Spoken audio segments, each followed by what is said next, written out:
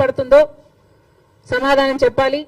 ఇవే కాకుండా చంద్రబాబు గారి సూపర్ 6 లో మిగతా పథకాలకు కూడా చంద్రబాబు గారు వెంటనే అమలు చేయాలని డిమాండ్ చేస్తున్నాం. ఈరోజు కొత్తగా నిన్న చంద్రబాబు గారు ఇచ్చిన జియో ప్రకారము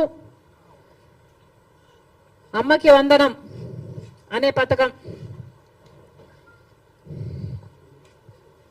అమ్మకి వందనం అనే పథకంలో చంద్రబాబు గారు వాగ్దానం చేసినప్పుడు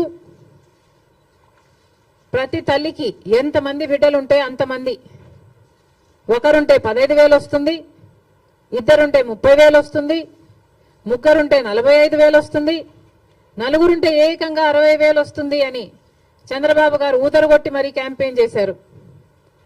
మరి ఈ స్కీమ్కు విధి విధానాలు ఎలా ఉంటాయి? చంద్రబాబు గారు నిన్న విడుదల చేసిన జీవోలో అయితే ప్రతి తల్లికి అని రాశారు. అంటే ఈ పథకం ప్రతి తల్లికి 15,000నా లేకపోతే ప్రతి బిడ్డకు 15,000నా? చాలా కన్ఫ్యూజింగ్ గా ఉంది.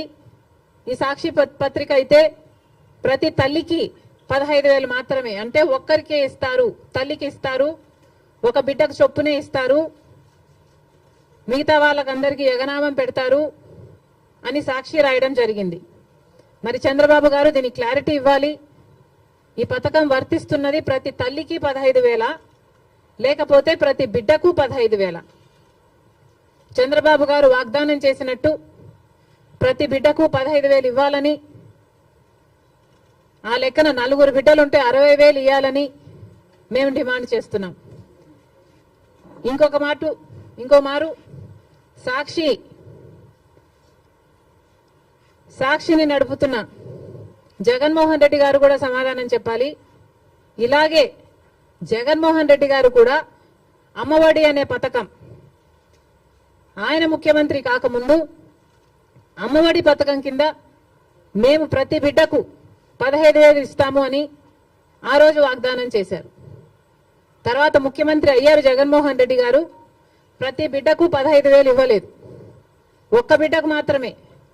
అంటే ప్రతి తల్లికి 15,000 అన్నట్టుగానే జగన్మోహన్ రెడ్డి గారు కూడా వ్యవహరించారు. మరి జగన్మోహన్ రెడ్డి గారికి ఆ వాగ్దానం గుర్తులేదేమో ఈరోజు చంద్రబాబు గారు గురించి రాస్తున్నారు. జగన్మోహన్ రెడ్డి గారు కూడా ఇదే వాగ్దానాన్ని ఇచ్చి మాట తప్పడం జరిగింది.